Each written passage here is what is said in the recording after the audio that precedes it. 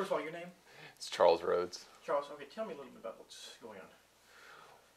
Well, the Supreme Court has agreed to hear a case brought by Anna Nicole Smith to determine whether the lower federal courts had jurisdiction to hear her claim that her late husband's son had defrauded her out of millions of dollars worth of trust assets that she had been promised by her late husband. Okay, and what's it look like from here? Yeah, just a second. And, okay, so go ahead. All right, this case involves actually, wait, let me. Okay. It'd probably be better if I, okay. Okay. This case involves a very important, but somewhat narrow and technical legal issue, one that wouldn't have aroused much public attention at all if it didn't involve Anna Nicole Smith. The issue is whether the federal courts had the authority to hear her case. Federal courts hear certain types of cases that are authorized by the Constitution and by the statutes enacted by Congress.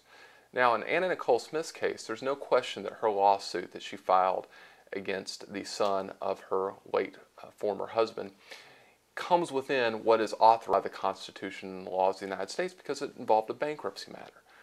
But the real issue and the technical legal issue that's involved is that the federal courts have created an exception for cases involving probate disputes, that is, disputes involving wills or the estates of an individual after they have passed away. And that federal courts, based on this exception created by judges, won't hear those types of cases typically.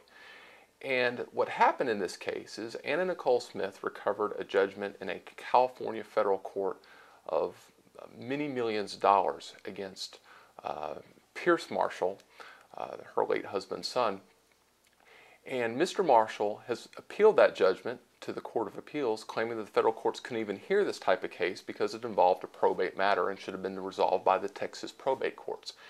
And so what the United States Supreme Court is going to decide is whether the probate exception to jurisdiction of the federal courts applies in this case, such that the decision of the federal courts to award Anna Nicole Smith substantial damages might be upheld or not.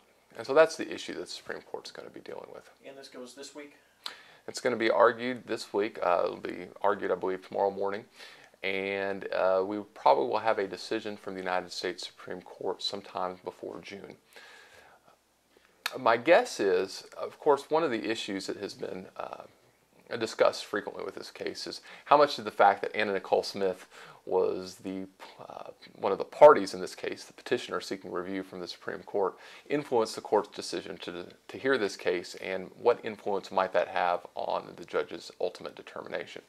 And personally, I really believe it had nothing to do with the court's determination to hear the case. Court lately has been very concerned just across the board with ensuring that the federal courts properly exercise their authority to hear cases when Congress has told them to hear certain types of cases.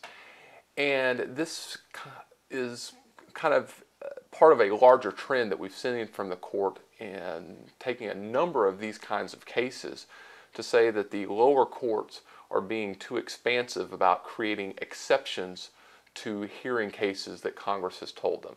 And so taking this case would be consistent with some of the other cases that's taken over the last couple of years that obviously doesn't involve such high-profile parties, but nevertheless it is a consistent legal concern that the court's been having. And under this concern, it would seem that the court is probably going to find in favor of Anna Nicole Smith. That is, that the federal courts should hear her claim because that this judge-made exception to the constitutional and statutory grants of jurisdiction shouldn't preclude her from having the ability to have her claim heard by a federal court. Now, that doesn't mean she's going to win necessarily all the money. There are still other arguments that are involved in the case, and the court would send that back to the lower courts to make that determination.